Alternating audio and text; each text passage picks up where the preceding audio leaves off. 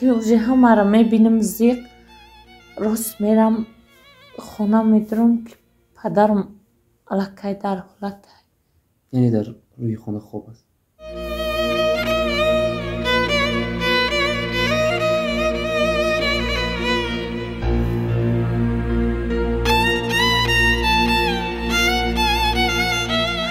یکی من دیدم چشمش اشک میره. حتی از چشمی مرده اشک میره. پدر یگانه درختی بود که من در زیر سایه‌اش زندگی میکرد. کی زندگی شما رو ویران کرد؟ مرجانا ببخت بودن برای یک زن زیبا دشوار نیست. چرا جوانیتون رو قربانی ببختی میکنید؟ اون بچه کیست که همه وقت در قصد کشتن شما است و پشت به پشت شما میگردد، سر هر یک قدم شما رو میگردد. زیبایی شما خراج یک مملکت است. با چقدر نرخ دل شما رو یافتن ممکن است؟ شرکت صاف‌سودا داروهایро пешниҳод мекунад ки барои бемориҳои дарунӣ ва берунии инсон даво бахшанд. аз қабили фишорбаландӣ, гаймарит, бемориҳои меъда, рӯда, гурда, ҷигар, узвҳои ҳозима, дарди гулӯ, роҳи нафас ва ғайра. инчунин агар шумо бемориҳои пӯст доред, ба монанди псориаз, сафедшавии пӯст, доғҳои сиёҳ, пас дороҳои софсавдо ба шумо кӯмак мерасонанд. ғайр аз ин, агар шумо мушкилоти урологию гинекологӣ дошта бошед, пас ба ширкати софсавдо муроҷиат намоед ва инчунин машварати тиббӣ бигиред. ҳамчунон барои зиёд кардани риш ва мӯи сар, ба қувват кардани мардонагӣ, доруҳоеро бо намуди капсула ва равғане ки ба садҳо дард даво дорад пешниҳод менамояд. барои фарбеҳ ё хароб шудан доруҳои БЦА, протеин ва генерҳои софсавдо айни муддаоянд. бурда расондан ба ҳама шаҳрҳои Русия дар муддати 3-5 соат. рақамҳо барои тамос дар рӯи экран. саҳифаи мо дар TikTok sofsavdo.tjk. дуруд тамошобинони азиз, салом подписчикони ҳамеша фаъоли канали Меҳробпуро. инак бо барномаи овозаву овоза дар кӯча гапи тоза бо шумо ҳастам. ман Рустам Азимӣ, меҳмони нашри навбатии барномаи мо. бисёр ҳам як гулдухтари зебо, садои ширин дорад, маҳорати боло дорад. биёед беҳтараш баҳри шумо ошно мегардонам. Марҷонаи Ҳамдулло, меҳмони барномаи мо. хуш омадед. саломат бошен.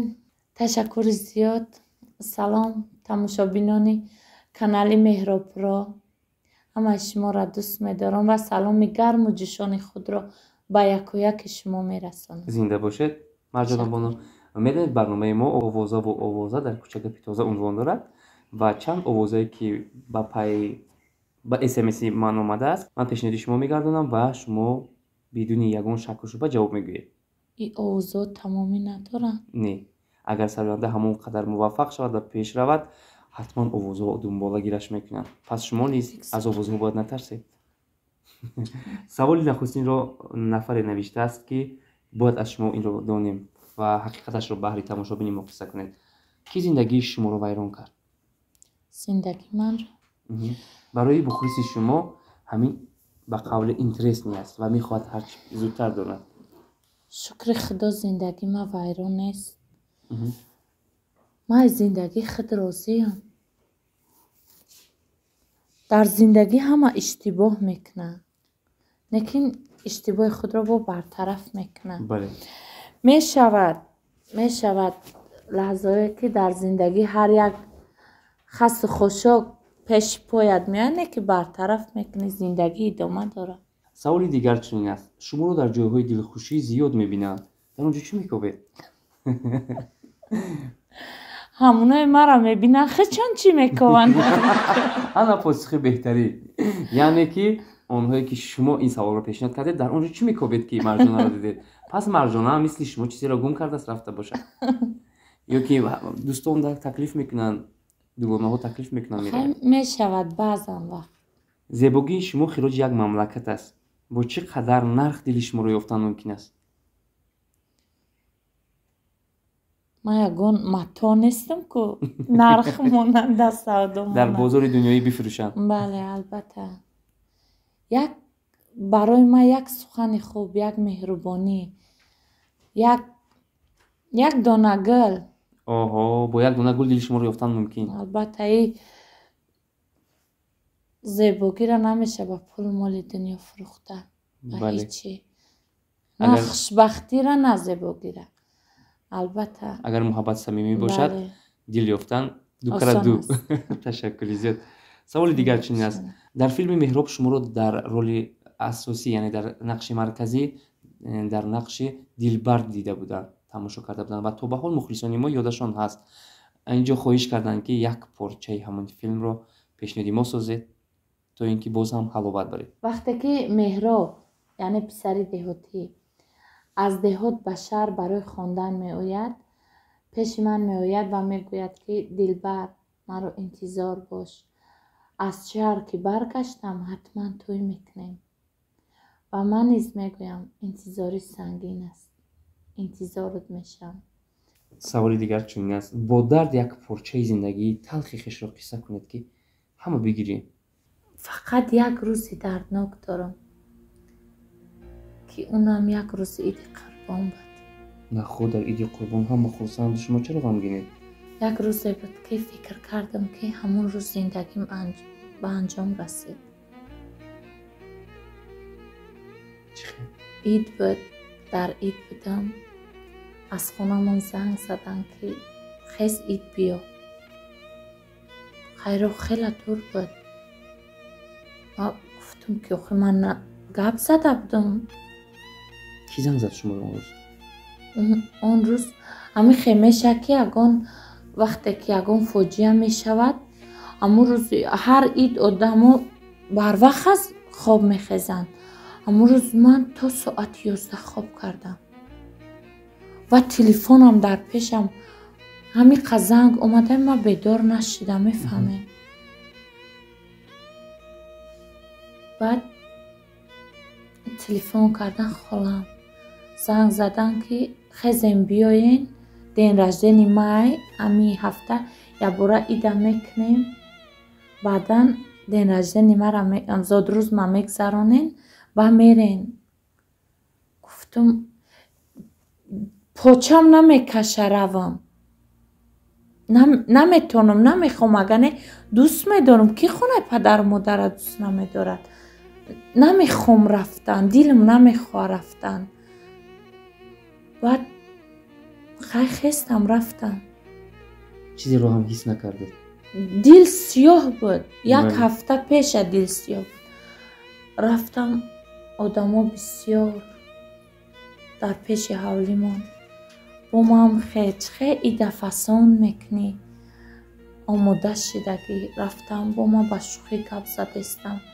ҳама хонаи мо ид омадестай, ҳама да хонаи мо ид кадестай. яъне хурсанд шудед ки ин қадар хиштабор ҷамъ шуданд? мерам, медорам ҳама зиқ, нигоҳ мекунам беруно, ҳама ҳастай. модар дар куҷо, падар дар куҷо? модарам ба хотире ки хичақ дошта наметавонад, намебиёд пешбози ман. ҳис мекунам, чизеро ҳис мекунам, дилам зиқ шидай ки уже ҳамаро мебинам зиқ. рост мерам хона, медорам ки падарам аллакай дар ҳолатай. яъне дар рӯи хона хоб аст.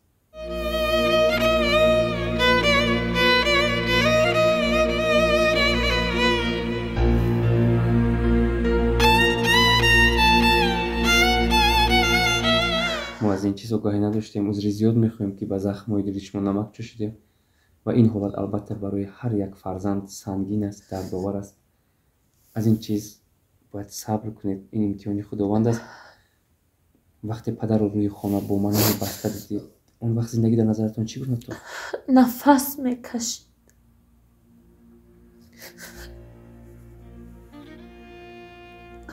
вақте пешаш рафтам, дод задам, ба ман гуфтанд ки садота баланд накун, давлени дар сараш задагиай, мумкин нестай. лекин ман дидам аз чишмош ашк мерехт. ҳатто аз чашми молда ашк мерехт. нафас мекашид, ҷонаш набаромада. дар ҳолати вазъин будам. баъд аз чанд лаҳза дунёро падруд гуфтам? баъд аз чанд соат ба умед будам, боварам намеомад. ҳатто ай пеш берун мебаромадам, дар гӯшам садои гирья меомад. дилам ҳис мекард.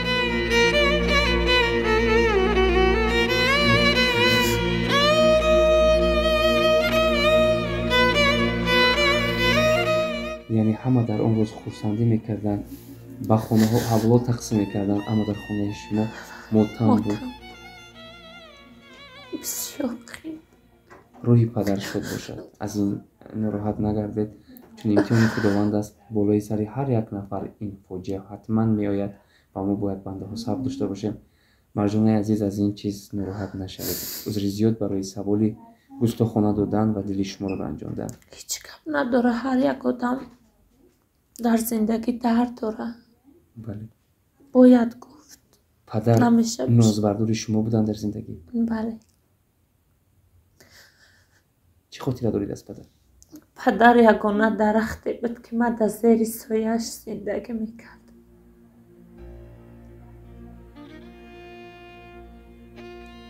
بعدی پدر با اون خانه رفتن؟ مشکل میره هر یک جای قدمانیشه، هر یک جای خندوش. صدایش رو گم کرده؟ هیچ وقت.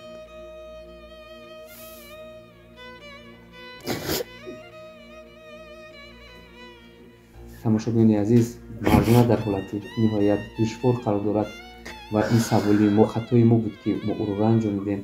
албатта наранҷонидем, як порчаи дардноки зиндагиашро баҳри мо қисса кард ки дили ҳамагонро хун гардонид. سوالای دیگرش جواب دادم و سری پنهانی نداشتم. بهترین سوالی دیگر چنین است. یک پارچه گفتید، راستش رو گوید. یگان سرودی شخصی دارید یا اینکه همش دزدی‌اند؟ البته دارم سرود شخصی و سرودایی که با از دیگر هنرمندان که خیلی به دلم نزدیکم بازخوانی میکنم. سوالی دیگر چنین است. مرجانه ببخت بودن برای یک زن زیبا دشوار نیست؟ چرا جوانیتون رو قربانی ببختی میکنید؟ کنی اون مردایی که خوشبخت کرده بتونن یک زنه. با فکرم گرد و اطراف پر است مردهایی که میتوانند خوشبخت کنند. من ندیدم. شاید شما نمیبینید، اما اطراف پر از جوانهایی که عشق صمیمی دارند میتوانند در یک لحظه مرجانه زیبا رو خوشبخت کردند. یا اینکه باور در این زمانه به هیچ کس باور کردن در کار نیست، به خاطری که برای یک شخصیت شناختن سال کمی میکند. بله. یک بار قربانی شدم بسه. یعنی دلمانده شده؟ خیلی زندگی نه دلمانده نمیشه. شکر تنم سالمه، بهتره. جان در بدن، زندگی ادامه دارد. سوال دیگر، در کوچه گپ است که شما رو نفر اسپانسری میکند و هر خواهش شما رو اجرا میکند. این اسپانسری خوشبخت کیست و از شما چی میخواهد؟ کیه؟ اینجا شما تنها گفته میتوانید به تماشابین ما. کی شما رو دستگیری میکنه در راه صحنه؟ هیچ کس. من خودم مهنت میکنم، کار میکنم، خودم برای خودم میخوام زندگی خودم پیش برم. نمیخوام که محتاج هیچ کس باشم. سوال دیگر چنین است. در عرفیت میگویند که دست خود را بوسه کن و منت ناکس نبین. بار پیش کسی سرخم کرده اید برای پول، برای چیزی؟ همین روز پیش خودت سرخم کردم. در طوری که در برنامه پرانک بود. سمندر اگر تو ما رو تماشا داری حالی قورت رو میکنه. من شما رو باید به سودی گاگا شکایت کنم چون که من خواب بودم ما رو ناراحت کرده چنین پرسان شده. پرانک بود همین روز با من هم خیلی پرانک اومده بود. باور کنید بی خبر بودم. بله. این خیلی اگر که خبردار میشن اوجه اینترسش گم میشید. بله. بعد به شما زنگ زدم گفتم با من $200 در کار است. گفتن که با 25 ما هیچ گپ نه 25 باز انگار نیستن. خب اولود بودم. اون گپی خطا نگفتم؟ نه. تماشابین اگر گپی خطا گفته باشم عذر زیاد میپرسم، ولی من سمندر رو حتما به سودی گاگا شکایت میکنم. سوال دیگر چنین است.